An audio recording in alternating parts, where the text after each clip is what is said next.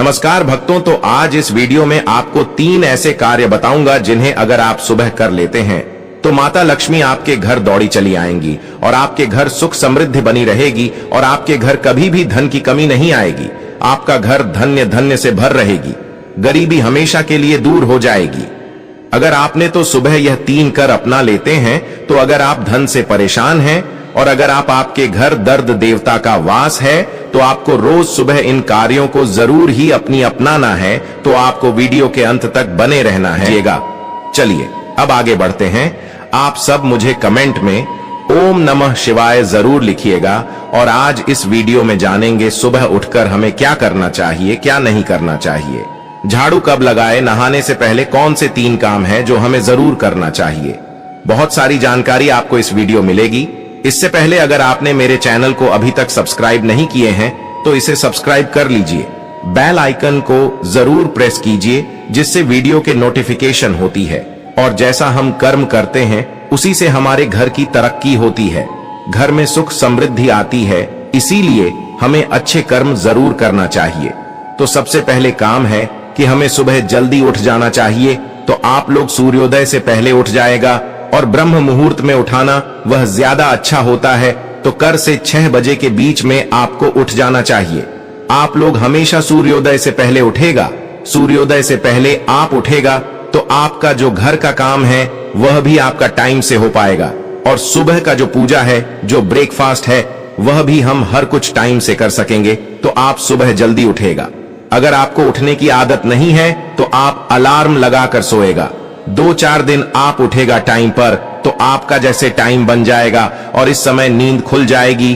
तो सबसे पहले काम करना है कि हमें सुबह जल्दी उठना है और उठने के बाद डायरेक्ट आप बिछावन से नीचे नहीं आएगा। कुछ देर आप बिछावन पर बैठकर और अपने हाथ का दर्शन कीजिएगा। कराग्रे वासय लक्ष्मी कर्म देश सरस्वती करमुल्ले तू गोविंदा प्रभाती कर दर्शनम।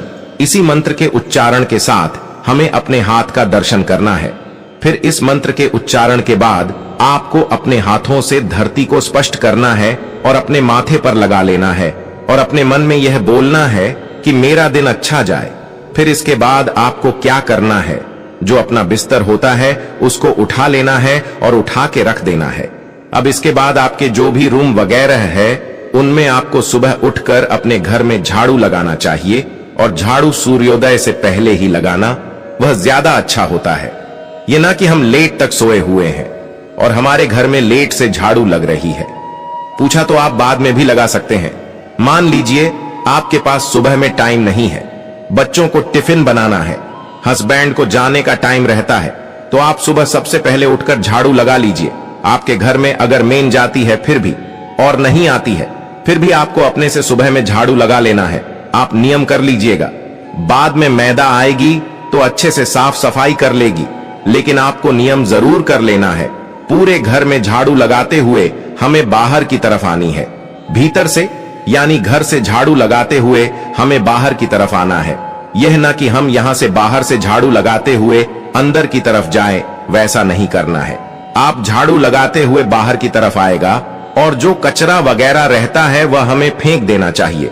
अगर हम अपने घर में झाड़ू लगाकर और वह कचरा को रखते हैं तो इससे हमारे घर में कर्ज बढ़ता है। तो आप प्रतिदिन साफ सफाई कीजिए और साफ सफाई करने के बाद जो कचरा रहता है तो आप कचरा सुबह में ही हटा दीजिए और कचरा को कभी भी जमा नहीं करना चाहिए। कचरा जमा करने से हमारे घर में कर्ज बढ़ता है और गरीबी आती है।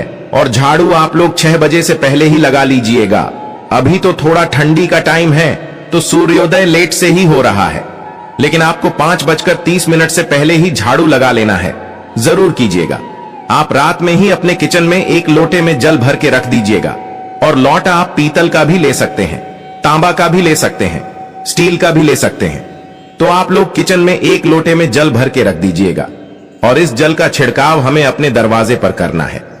अगर आप सुबह जल्दी उठ गए हैं तो सबसे पहले झाड़ू लगा लीजिए। झाड़ू लगाने के बाद जल का सिरका अपने मुख्य दरवाजे पर कीजिए और मान लीजिए आप थोड़ा सा अगर लेट हो गई है तो सबसे पहले अपने दरवाजे पर जल का छिड़काव कर दीजिए। उसके बाद भी आप झाड़ू लगा सकते हैं। आपका दरवाजा अगर धोने लायक है तो आप प्रतिदिन धो भी सकते हैं, हो भी सकते हैं। और मान लीजिए धोने लायक नहीं है आपका जगह काम है तो थोड़ा सा आप इस तरीके से जल का चिता दे दीजिएगा और मान लीजिए आप पोछा लगाते हैं। उतना जगह नहीं है कि आप पानी गिरा सके, तो सबसे पहले हमें वहां पर झाड़ू लगा देना चाहिए। झाड़ू लगाने के बाद ही आप मुख्य दरवाजे पर पूछ लगाइएगा। सबसे पहले आप झाड़ू लगाइएगा। झाड़ू लगाने के बाद ही आपको पोछा लगाना है।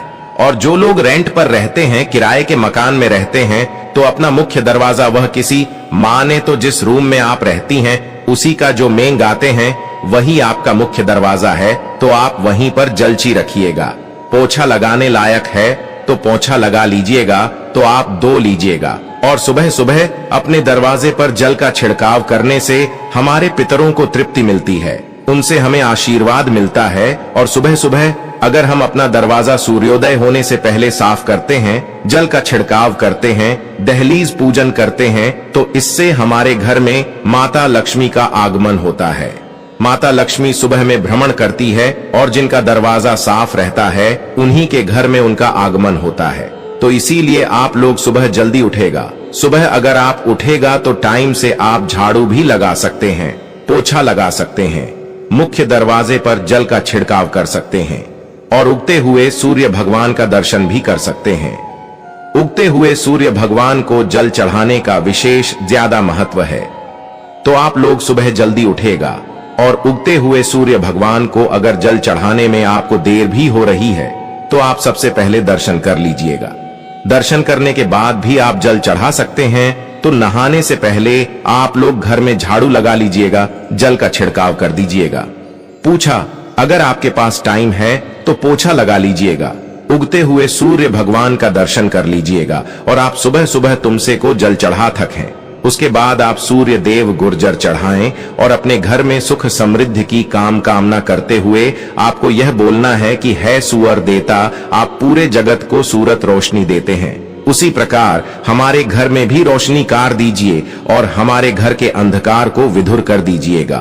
अगर हम प्रतिदिन यह सब कार्य करते हैं तो इससे हमारे घर में माता लक्ष्मी का आगमन होता है, हमारे घर में सुख समृद्धि बरकत आती है और कुछ नियमों का पालन करने से ही हमारा जो जीवन है वह सुधरता है।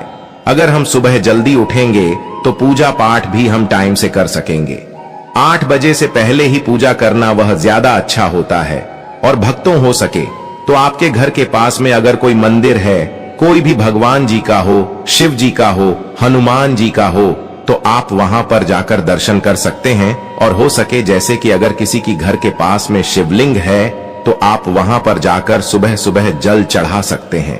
सुबह सुबह जल चढ़ाना शिवलिंग को शास्त्रों में काफी ज्यादा शुभ बताया गया है।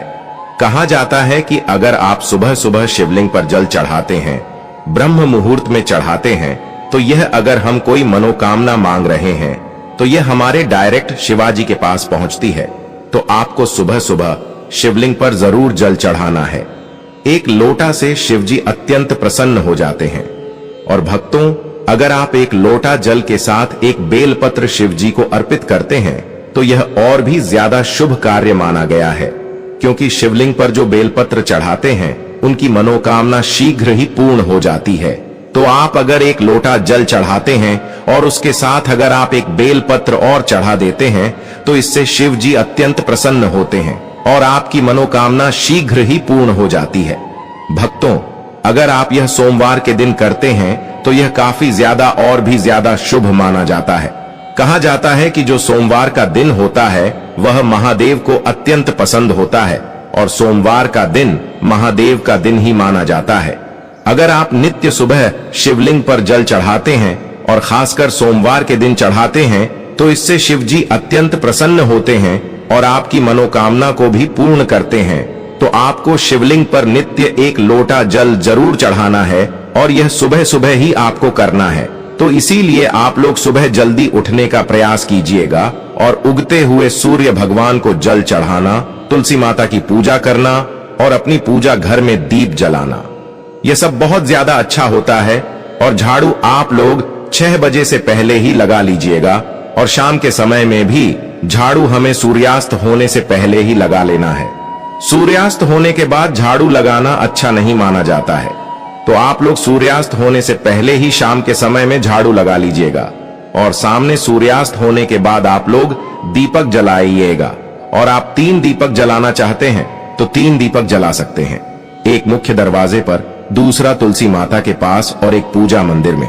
और मान लीजिए आपकी नहीं जलाना चाहते हैं तो आप 2 भी जरूर जलाएगा, एक आप अपनी पूजा रूम में जला दीजिएगा और दूसरा तुलसी माता के पास जलाना है। तो हमें सुबह में इन्हें सब नियमों का पालन करना चाहिए।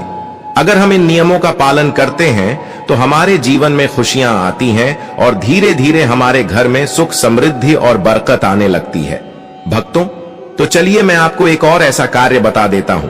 अगर आप यह सुबह सुबह करते हैं तो आपके घर माता रानी हमेशा के लिए बात करती रहेंगे। तो यह कार्य सभी माताएं और बहनों को करना है जो सुबह सुबह अपने किचन में खाना बनाती है, अपने रसोई घर को स्वच्छ रखती है और शादी आपको यह बात कार्य भी करना है। तो सभी माताएं बहनें खाना तो सुबह सुबह जरूर ही बना दी हैं और नहाकर बनती है। अगर कोई माता बहन बिना नहाए खाना बनाती है तो यह शास्त्रों में गलत माना गया है, क्योंकि कोई भी कुंवारी लड़की खाना बना सकती है बिना नहाए, परंतु जो महिलाएं होती हैं उनको नहाकर ही खाना बनाना चाहिए। जैसे कि आप सुबह सुबह खाना बना रही है और आप जैसे रोटी बना रही हैं, तो उसमें से एक रोटी जो पहली रोटी है वह गौ माता के लिए जरूर बनना है। आप छोटी सी रोटी भी बना सकते हैं और उसे रोटी को आपको सुबह सुबह गौ माता को जरूर खिलानी है। यह कर आपको रोजाना करते करना है। और अगर आप यह कार्य प्रतिदिन करते हैं, 1 हफ्ता करती है या फिर 1 महीने तक करते हैं, तो आपको यह इसका लाभ देखने को जरूर मिलेगा। तो आपको यह कार्य जरूर ही करना है। और हो सके तो जो आप रोटी खिला रहे हैं उसमें थोड़ा सा गुड़ भी साथ में रखकर खिला सकते हैं। वीडियो अच्छा लगे तो आप लोग इसे लाइक जरूर कीजिएगा। मेरे चैनल सब्सक्राइब ना किया है तो सब्सक्राइब जरूर कर लीजिएगा। भक्तों, अगर आपको और भी नए प्रकार की या फिर वास्तु शास्त्र से जुड़ी जानकारी प्राप्त करना हो तो अभी इसी वक्त आप हमारे चैनल को सब्सक्राइब जरूर कर लें और बेल आइकन को भी ऑन कर लें।